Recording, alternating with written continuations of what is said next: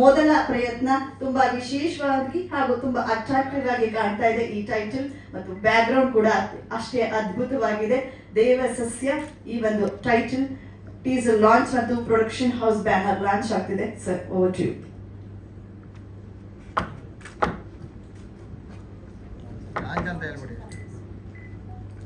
ದೇವಸಸ್ಯ ಚಿತ್ರಕ್ಕೆ ಮತ್ತು ನಿರ್ಮಾಪಕರಿಗೆ, ನಿರ್ದೇಶಕರಿಗೆ, ಈ ಸಿನಿಮಾದಲ್ಲಿ ಕೆಲಸ ಮಾಡಿರ್ತಕ್ಕಂಥ ಎಲ್ಲ ಕಲಾವಿದರಿಗೆ, ತಂತ್ರಜ್ಞರಿಗೆ ಹಾರ್ದಿಕ ಶುಭಾಶಯಗಳು. ಒಳ್ಳೆಯದಾಗಲಿ. ಈ ಒಂದು ಟೈಟ್ಲು ಬಹಳ ವಿಶಿಷ್ಟವಾಗಿದೆ. ಟೈಟ್ಲನ್ನ ನಾನು ಆ್ಯಕ್ಚುಲಿ ಇವ್ರ ಫ್ರೆಂಡ್ ಆಗಿ ಗೆಸ್ಟ್ ಆಗಿ ಬಂದಿದ್ದು, ನನ್ನ ಕೈಯಲ್ಲಿ ಲಾಂಚ್ ಮಾಡಿಸ್ತೀನಿ ಅಂತ ಹೇಳ್ತಾರೆ. ಇಲ್ಲ, ದೇವರು ಒಳ್ಳೇದು ಮಾಡಲಿ, ಎಲ್ಲರಿಗೂ ಒಳ್ಳೆಯದಾಗಲಿ, ಲಾಂಚ್ ಆಗಲಿ.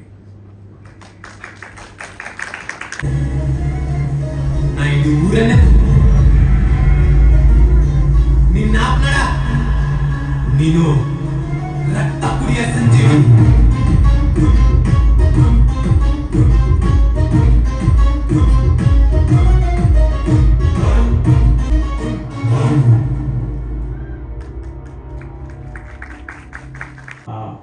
ನನ್ನ ಮಾತು ಶುರು ಮಾಡೋಕ್ಕಿಂತ ಮುಂಚೆ ಇನ್ನು ಕೆಲವರು ನಾನು ಮೇಲೆ ಕರಿಬೇಕು. ನನ್ನ DOP, ಮ್ಯೂಸಿಕ್ ಡೈರೆಕ್ಟರ್, ಆಮೇಲೆ ಪ್ರಜ್ವಲ್ ಸರ್ ಎಲ್ಲ ಬರಬೇಕು ಮೇಲೆ. ಬನ್ನಿ.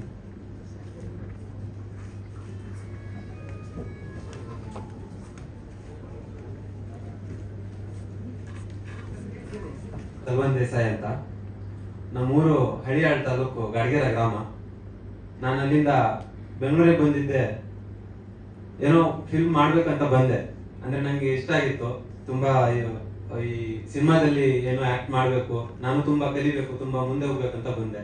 ನಿಮ್ಮ ಪ್ರೋತ್ಸಾಹದಿಂದ ನಾನು ಇಲ್ಲಿ ಇವತ್ತು ಸ್ಟೇಜ್ ಮೇಲೆ ಕುಂತಿದ್ದೆ. ಧನ್ಯವಾದಗಳು. ಪ್ರಶಾಂತ್ ಸಿದ್ದಿನು ನಿಮ್ಮ ಕಡೆ ನಿಮ್ಮೂರ? ಹೌದು, ಮಂಚಿಗೆ ಅವರು. ನೀನು ಟ್ಯಾಕ್ಟರ್ ಓಡಿಸ್ತಿದ್ದೆ ಅಂತ ಅಂದ್ರು, ಅವರೆಲ್ಲ ನಿನಗೇನು ಗೊತ್ತಿಲ್ಲ ಹೇಳ್ಕೊಟ್ಟೆ ಅಂದ್ರೆ ನೀನು ನೋಡಿ ಸಿನಿಮಾಗೆ ಬಂದೆ ಅಂತ ಹೇಳ್ತಿದ್ಯಾ? ಅಂದ್ರೆ ಸಿನಿಮಾ ಅಂದ್ರೆ ಅವ್ರು ನಾನು ಟ್ಯಾಕ್ಟರ್ ಓಡಿಸ್ತಿದ್ದೆ. ಸೊ ಅವರು ನಂಗೆ ಇದು ಸಿನಿಮಾ ಮಾಡ್ತಿದ್ದೆ ಅಂತ ಕೇಳಿದ್ರು. ನಾನು ಸಿನಿಮಾ ಮಾಡ್ತಿದ್ದೆ, ಹಿಂಗೆ ಸಿನಿಮಾ ಹೀರೋ ಆಗ್ತಿದ್ಯಾ ಹಿಂಗೆ ಕೇಳಿದ್ರು. ನಾನು ಹೂ ಅಂತ ಹೇಳಿ ಅವ್ರ ಜೊತೆ ಬಂದು ಕಲ್ತು ಇಲ್ಲಿ ಸಿನಿಮಾ ಮಾಡ್ತಿದ್ದೀನಿ. ಈಗ ಏನೇನು ತಯಾರಿ ನಡೆಸ್ಕೊಂಡಿದ್ದೀನಿ? ತಯಾರಿ ಇಲ್ಲ, ನಮ್ಗೆ ಡೈರೆಕ್ಟ್ರು ಎಲ್ಲ ನಂಗೆ ಕಲಿಸಿ ಇಲ್ಲಿ ಇವತ್ತಿಗೆ ಇಲ್ಲಿದ್ದೀನಿ. ನಾನು ತುಂಬಾ ಕಲಿಬೇಕು, ತುಂಬಾ ಕಲಿತಾ ಇದ್ದೀನಿ ಈಗ.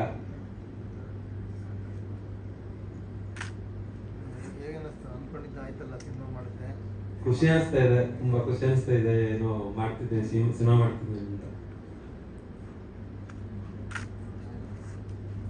Thank you. ಮೊದಲ ಸ್ಟೇಜ್ ಅಂತೀರಾ ಇನ್ನು?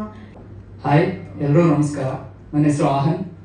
ನಾನು ಈ ಮೊದಲು BTS ಅನ್ನೋ ಸಿನಿಮಾ ಮಾಡಿದ್ದೆ. ಅದರಲ್ಲಿ ಅದು ಆಂಥಾಲಜಿ ಫಿಲಮ್, ಅದ್ರ ನಾನು ಲೀಡ್ ಮಾಡಿದ್ದೆ, ನಾನು ಮತ್ತೆ ಜಹಾಂಗೀರ್ ಸರ್. ತುಂಬ ಖುಷಿ ಆಗುತ್ತೆ ದೇವಸಸ್ಯದ್ದು ಒಂದು ಭಾಗ ಆಗಿರೋದಕ್ಕೆ. ನನಗೆ ಕಾರ್ತಿಕ್ ಸರ್ ಈ ಕತೆ ಎಲ್ಲ ಹೇಳಿದಾಗ ಆಲ್ಮೋಸ್ಟ್ 2 years ಜರ್ನಿ, 2 ವರ್ಷ ಇವ್ರ ಜೊತೆ ಜರ್ನಿ ಮಾಡ್ತಾ ಅವಾಗ ಹೋಗಿ ಕತೆ ಕೇಳಿ. ಆ 2 ವರ್ಷದಲ್ಲಿ ಮೊದಲನೇ ಸರಿ ನನ್ನ ಕತೆ ಕೇಳಿದ್ಕಿಂತ ಕೊನೆ ಸರಿ ತುಂಬ ಡಿಫ್ರೆನ್ಸ್ ಆಗಿತ್ತು. ಅಷ್ಟು ಡಿಸ್ಕಸ್ ಮಾಡಿ, ಅಷ್ಟು ಅದಕ್ಕೆ ಟೈಮ್ ಸ್ಪೆಂಡ್ ಮಾಡಿ ಅಷ್ಟು ಚೆನ್ನಾಗಿ ಮಾಡಿದ್ರು ಕತೆನ. ಆಲ್ಮೋಸ್ಟ್ 30 days ಕಂಪ್ಲೀಟ್ ಆಗಿದೆ ಶೂಟು. ತುಂಬ ಖುಷಿ ಆಗುತ್ತೆ. ನಾನು ಈ ದೇವಸಸ್ಯ ಅನ್ನೋ ಚಿತ್ರದಲ್ಲಿ ಕುರ್ಮುಷ್ಟ ಅನ್ನೋ ಕ್ಯಾರೆಕ್ಟರ್ ಮಾಡಿದ್ದೀನಿ. ಒಂದು ಗ್ರೇ ಕ್ಯಾರೆಕ್ಟರು. ಇನ್ನು ಕ್ಯಾರೆಕ್ಟರ್ ಬಗ್ಗೆ ತುಂಬ ಹೇಳಬಾರ್ದು ಅಂತ ಹೇಳಿದ್ದಾರೆ, ಮುಂದೆ ನೀವೇ ನೋಡ್ಬೇಕಾಗುತ್ತೆ. ಎಕ್ಸೈಟ್ಮೆಂಟ್ ಅಲ್ಲಿ ಏನೋ ಹೇಳ್ಬಿಡ್ತೀವಿ ಟಕ್ ಟಕ್ ಅಂತ. Thank you so much. Thank you. Grey character ಆಗಿದ್ದು. ಎಲ್ಲರಿಗೂ ನಮಸ್ತೆ. ನನ್ನ ಹೆಸರು ಬಿಂಬಿಕಾ. ಸೊ ದೇವಸಸ್ಯ ನನಗೆ ಸಿಕ್ಕಿದ್ದು ಅದು ಆ್ಯಕ್ಚುಲಿ ಕಾರ್ತಿಕ್ ಸರ್ನೇ ಕೇಳಬೇಕು, ನನ್ನನ್ನು ಹೇಗೆ ಸೆಲೆಕ್ಟ್ ಮಾಡಿದ್ರಿ ಅಂತ. ಸೊ ಆ್ಯಕ್ಚುಲಿ ಅವ್ರ ಕತೆ ಹೇಳುವಾಗ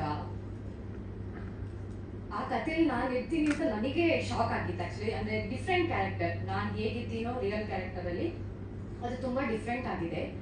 ಬಟ್ ಕಾರ್ತಿಕ್ ಸರ್ ಹೇಳೋದಂದ್ರೆ ನಾನೇನಿದ್ದೀನೋ ಹಾಗೆ ಇದೆ, ನಿಮ್ದು ಕ್ಯಾರೆಕ್ಟರು ಹಾಗೆ ಇದೆ, ಜೋವಲ್ ಆಗಿ ಇದೆ ಅಂತ. ಸೊ ಗೊತ್ತಿಲ್ಲ ಎಷ್ಟು ಹೇಗೆ ಮಾಡಿದ್ದೀನಿ ಅಂತ. So thank you so much sir. Thank you. Thank you so much. ದೇವಸಸ್ಯಕ್ಕೆ ಮರ ಹಾಕ್ಬೇಕು ಅಂತ ಒಂದಷ್ಟು ಕಾಸು ಹಾಕ್ತಾ ಇದ್ದಾರೆ ಅದ್ರ ಬುಡಕ್ಕೆ. ಓಕೆ, 10 ಸೆಕೆಂಡ್ 20 ಸೆಕೆಂಡ್ ಅಷ್ಟು ಖರ್ಚು ಮಾಡಿಬಿಟ್ಟು ಪ್ರೆಸ್ ಮೀಟ್ ಮಾಡ್ತಿದ್ದಾರೆ. ಕರೆಕ್ಟಾಗಿ ನಿಮ್ಮ ಪಾತ್ರಗಳ ಬಗ್ಗೆ ಏನು ಹೇಳ್ಕೊಳ್ಳಿ. 20 ಸೆಕೆಂಡ್ ಮಾತಾಡ್ರೆ ಏನಾಗುತ್ತೆ ಇದು? ಅವರೆಲ್ಲ ಒಂದ್ಸತಿ ಬೈದಲ್ಲಿದ್ರೆ ಒಂದ್ಸತಿ ಸೆಕೆಂಡ್ ಬೇಕಾಗ್ಬೋದೇನೋ ಅವರಿಗೆ. ನೀವು ಹೇಳಿದ ಕರೆಕ್ಟ್. ಇನ್ನೊಂದ್ಸತಿ ಅವ್ರಿಗೆ ಮಾತಾಡೋ ಅವಕಾಶ ಕೊಟ್ರೆ ಹೌದು ಮಾತಾಡಿ. ಪಾತ್ರದ ಬಗ್ಗೆ ಹೇಳ್ಬಿಡಿ. ನಿಮ್ಗೆ ಶೂಟಿಂಗ್ ಎಕ್ಸ್ಪೀರಿಯನ್ಸ್ ಹೇಗಾಯ್ತು, ನೀವೇನ್ ಮಾಡಿದ್ರಿ ಅಂತ ಹೇಳಿ. ಡೈರೆಕ್ಟರ್ ಏನು ಹೇಳ್ಕೊಟ್ರು ಎಲ್ಲ. ಆಮೇಲೆ ಶೂಟಿಂಗ್ ಲೊಕೇಶನ್ ಎಷ್ಟೊಂದಿದೆ ಮಾತಾಡೋದಕ್ಕೆ, ಪಾತ್ರದ ಬಗ್ಗೆ ಹೇಳ್ಬೇಕು ಅಂತಲ್ಲ.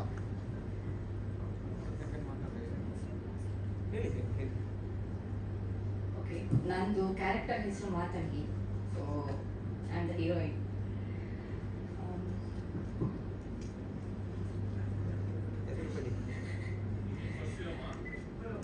ಇದೇ ಫಸ್ಟ್? ಇಲ್ಲ, ನಂದು ಇದು ಫಸ್ಟ್ ಫಿಲಮ್ ಅಲ್ಲ.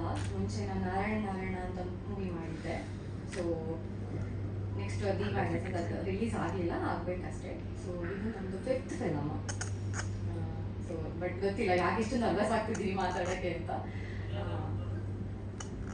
ಇಲ್ಲೆಲ್ಲಿ ಶೂಟ್ ಮಾಡಿದ್ರೆ ಶೂಟಿಂಗ್ ಲೊಕೇಶನ್ ಅದು ಎಕ್ಸ್ಪೀರಿಯನ್ಸ್ ಎಲ್ಲ ಹೇಗಿತ್ತು? ಶೂಟಿಂಗ್ ಲೊಕೇಶನ್ ತುಂಬಾನೇ ಚೆನ್ನಾಗಿದೆ. ನನಗೆ ಬೆಸ್ಟ್ ಎಕ್ಸ್ಪೀರಿಯನ್ಸ್ ಅಂತ ಹೇಳಿದ್ರೆ ಶೂಟಿಂಗ್ಗೆ ಫಸ್ಟ್ ಹೋಗೋದು, ಆಮೇಲೆ ಅಲ್ಲಿ ಅದ್ರ ಪಕ್ಕ ಒಂದು ಹೊಳೆ ಇತ್ತು, ಅದು ತುಂಬಾನೇ ಚೆನ್ನಾಗಿತ್ತು. ಹೋಗೋದು, ಫಸ್ಟಿಗೆ ಫೋಟೋ ತಗೊಳ್ಳೋದು, ಆಮೇಲೆ ಬರೋದು, ರೆಡಿ ಆಗೋದು, ಇದೇ ಆಗ್ತಿದ್ದು ಡೈಲಿ. ಆ್ಯಂಡ್ ಎಕ್ಸ್ಪೀರಿಯನ್ಸ್ ಅಷ್ಟೇ ಇರೋದು, ಬಟ್ ಜಾಸ್ತಿ ಏನಿಲ್ಲ. ಕನ್ನಡ ಚಿತ್ರರಂಗ ಪರಿಸ್ಥಿತಿ ಈಗ ಆಗಿರೋದು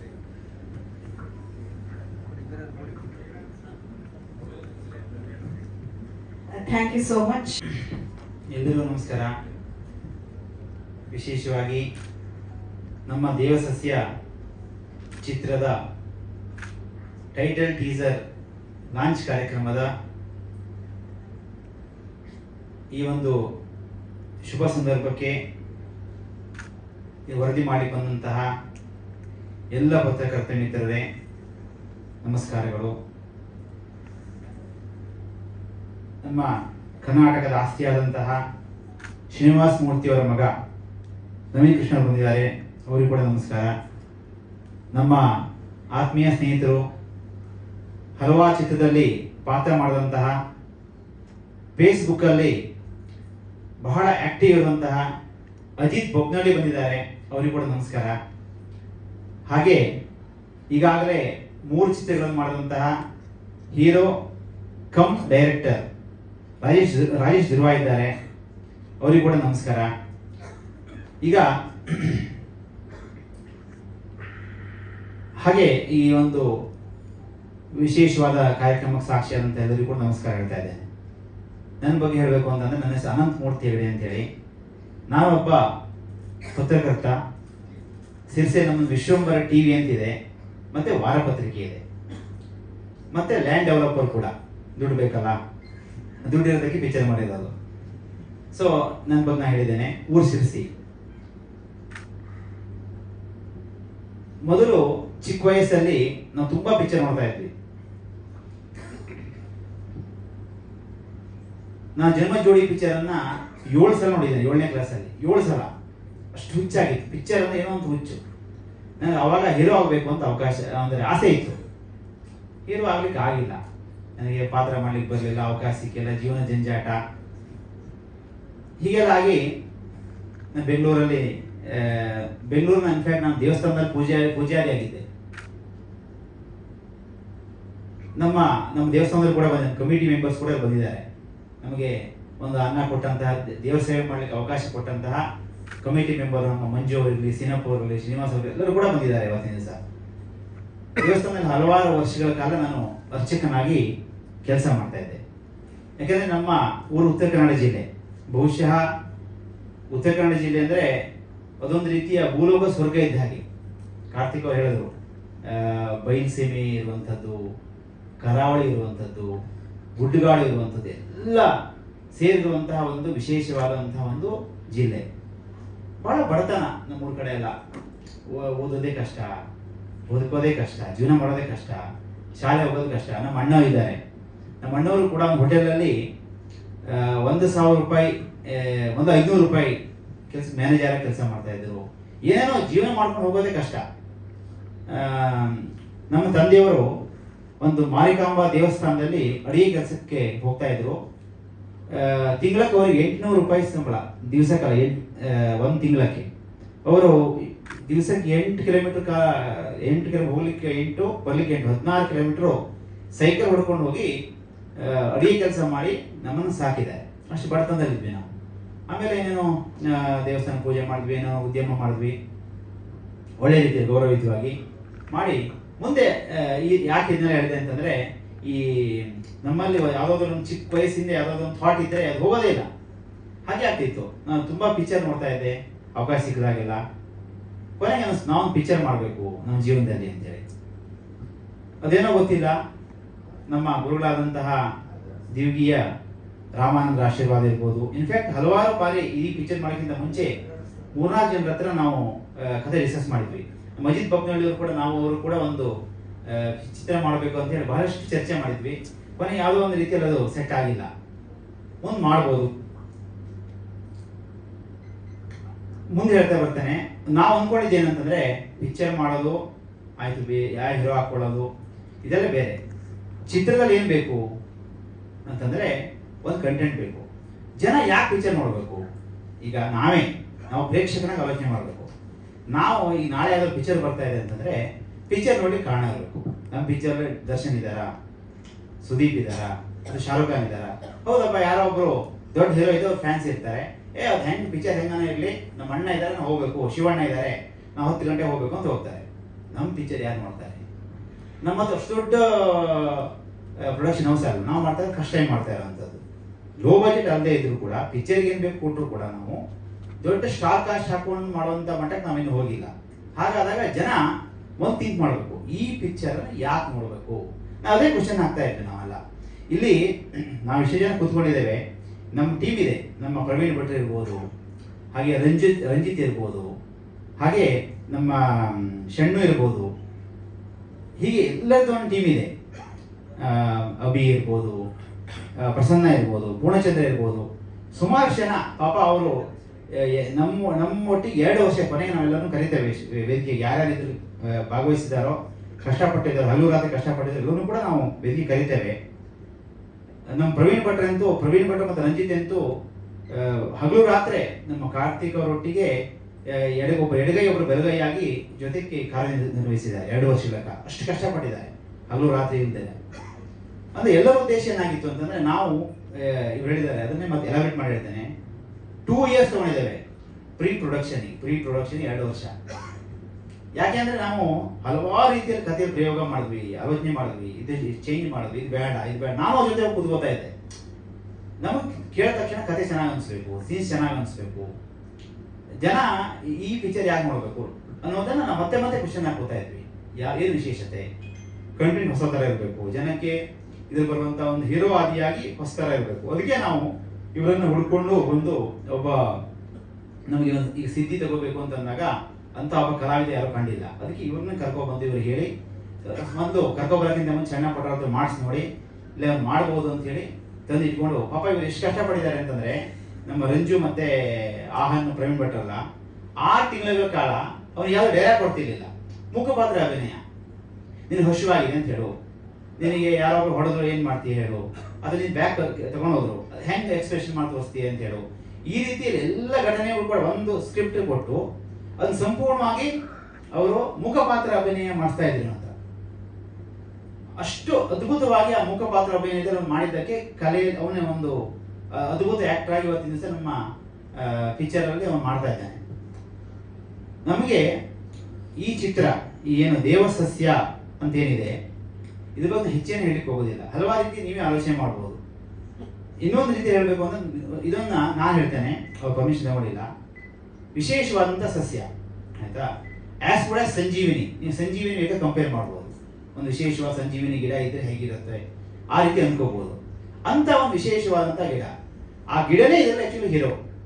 ಎಲ್ಲ ಉಳಿದ ಪಾತ್ರಧಾರಿಗಳಕ್ಕಿಂತ ಈ ಏನು ಆ ಗಿಡ ಇದೆ, ಈ ಪಿಕ್ಚರ್ ಕಥೆ ಇದೆ, ಅದೇ ಒಂದು ವಿಶೇಷವಾದಂಥ ಒಂದು ಚಿತ್ರದ ಕತೆ ಜೀವಾಳ ಅದು ಆಯ್ತಾ.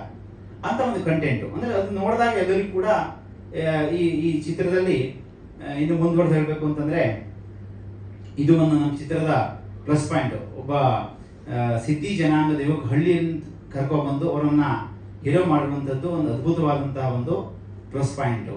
ಮತ್ತೆ ಆ ಹಳ್ಳಿಯ ಊರು, ಉತ್ತರ ಕನ್ನಡ ಜಿಲ್ಲೆಯ 30 ವರ್ಷ ಹಿಂದೆ ಇದ್ದಂಥ ಒಂದು ಊರನ್ನು ನಾವು ಸೆಟ್ ಹಾಕಿ ತೋರಿಸಿರುವಂಥದ್ದು ಸಂಪೂರ್ಣ ನ್ಯಾಚುರಲ್ ಆಗಿ. ತಾವು ಕೇಳ್ತಾ ಇದ್ರಿ ಒಂದು ಕೆಟ್ಟ ಮಾತಿದೆಯಲ್ಲ ಅಂತೇಳಿ, ಆ ಒಂದು ಪಾತ್ರಕ್ಕೆ ಬೇಕಾಗತ್ತೆ.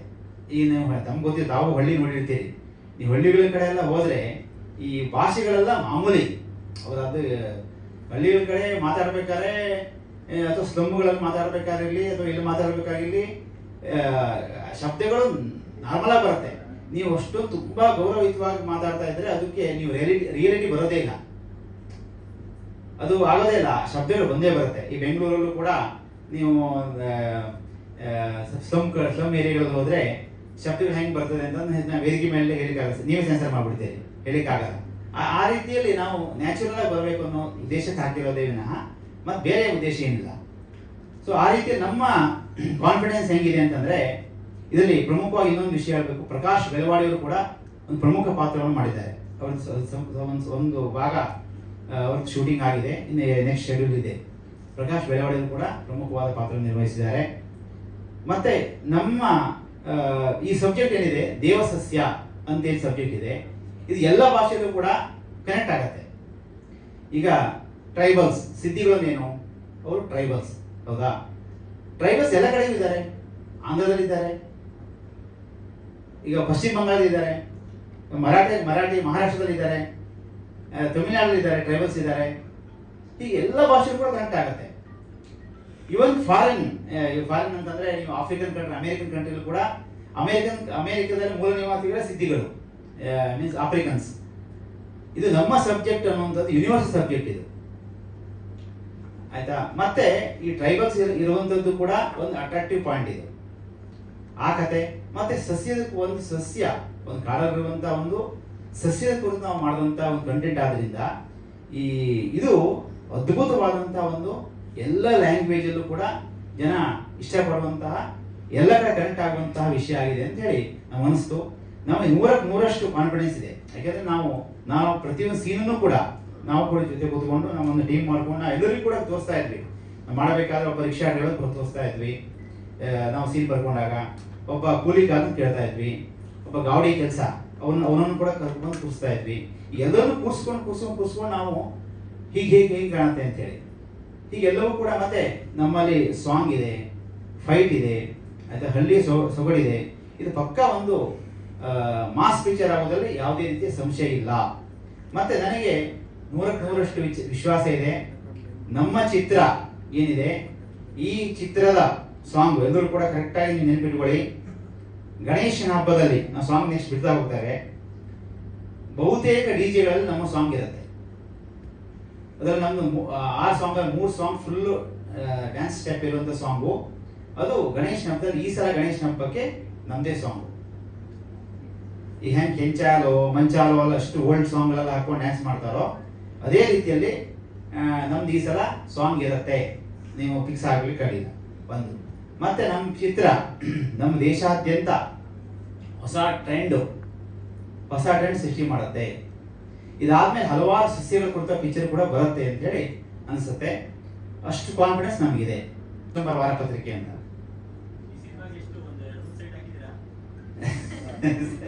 ಅದನ್ನ ಈಗ ಹೇಳಲ್ಲ, ನೆಕ್ಸ್ಟ್ ಪತ್ರಿಕೆ ವರ್ಷ ಇರುತ್ತೆ. ಯಾಕೆಂದ್ರೆ ಈಗ ಸುಮಾರಷ್ಟು ಇನ್ನೂ ಬಹಳಷ್ಟು ಬಾಕಿ ಇದೆ.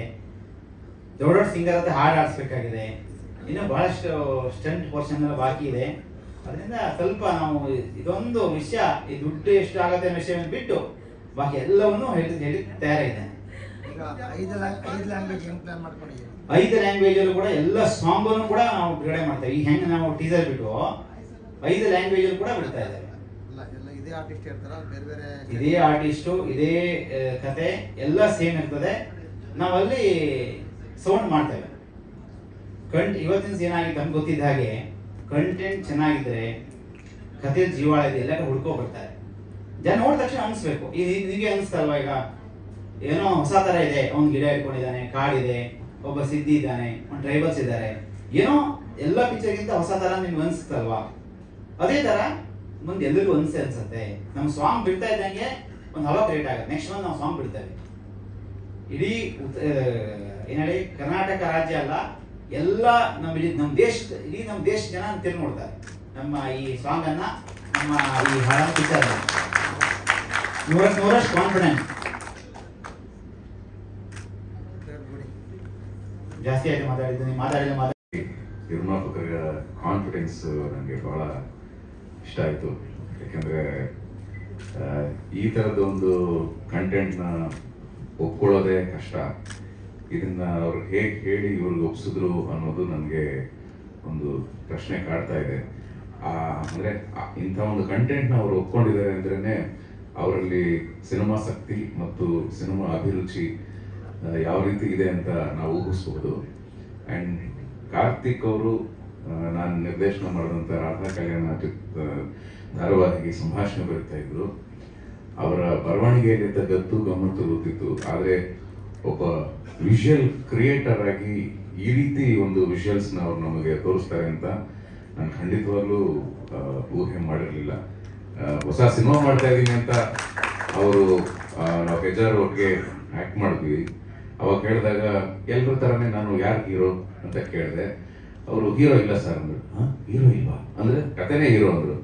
ಓಹೋ, ಅಂದರೆ ಅವರಲ್ಲಿ ಆ ಕಥೆಯ ಬಗ್ಗೆ ಆ್ಯಂಡ್ ಹೊಸ ಥರದಲ್ಲಿ ಏನಾದರೂ ಜನಗಳಿಗೆ ಕೊಡಬೇಕು, ತಮ್ಮನ್ನು ತಾವು ಒಬ್ಬ ಸಂಭಾಷಣೆಕಾರನಾಗಿ ಹೇಗೆ ಗುರುತಿಸ್ಕೊಂಡಿದ್ದಾರೋ ಅಷ್ಟೇ ಒಂದು ಪ್ರಭಾವಿ ನಿರ್ದೇಶಕರಾಗಿ ಗುರುತಿಸ್ಕೋಬೇಕು ಅನ್ನೋ ಒಂದು ಹುಮ್ಮಸ್ಸು ಆ್ಯಂಡ್ ಅವರಲ್ಲಿರುವಂಥ ಒಂದು ಟ್ಯಾಲೆಂಟು ಅದು ನನಗೆ ಕಾಣಿಸ್ತು. ಅದು ಇವತ್ತು ಪ್ರೂವ್ ಆಯಿತು.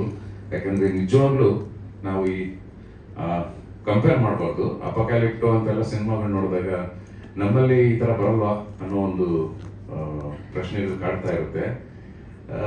ಇವತ್ತು ಈ ಒಂದು ಟೀಸರ್ ನೋಡಿದ್ಮೇಲೆ ಖಂಡಿತವಾಗ್ಲೂ ಆ ಒಂದು ಏನೋ ಸ್ಟೇಜ್ನ ರೀಚ್ ಮಾಡುವ ಕೆಪಾಸಿಟಿ ಇದೆ ಈ ಸಿನಿಮಾಗೆ ಅಂತ ನನಗೆ ಅನ್ನಿಸ್ತಾ ಇದೆ. ಅಷ್ಟೇ ದೊಡ್ಡ ಮಟ್ಟಿಗೆ ಇವರು ಇಷ್ಟು ವಿಶ್ವಾಸವಾಗಿ ಇದ್ದಾರೋ ಅವರ ವಿಶ್ವಾಸಕ್ಕೆ ಅನುಗುಣವಾಗಿ ನಮ್ಮ ಜನತೆಯನ್ನು ನೋಡಿ ಅಕ್ಕಪಕ್ಕದ ಎಲ್ಲ ಭಾಷೆಯಲ್ಲೂ ರಿಲೀಸ್ ಆಗ್ತಾ ಇದೆ. ಅವರೆಲ್ಲರೂ ನೋಡಿ ಇಡೀ ದೇಶದಾದ್ಯಂತ ಪ್ರಪಂಚದಾದ್ಯಂತ ಇದು ತುಂಬಾ ದೊಡ್ಡ ಮಟ್ಟದಲ್ಲಿ ಹೆಸರು ಮಾಡಲಿ ಅಂತ ನಾನು ಮನಸ್ಫೂರ್ತಿಯಾಗಿ ಹಾರೈಸ್ತೀನಿ.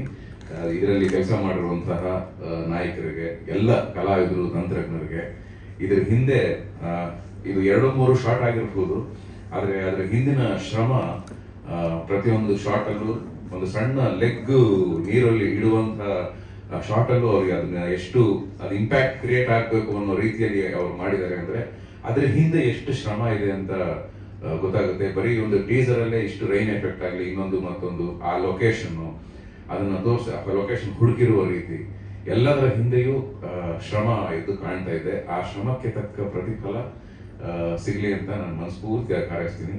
ದೇವರು, ಇವರು ನಂಬಿರುವಂತಹ ಅವಧೂತ ಸ್ವಾಮಿಗಳು ಎಲ್ಲರೂ ಇವರಿಗೆ ಬಹಳಷ್ಟು ಒಳ್ಳೇದು ಮಾಡಿ ಅಂತ ನಾನು ಮನಸ್ಫೂರ್ತಿಯಾಗಿ ಹಾರೈಸ್ತೀನಿ. ನಮಸ್ಕಾರ.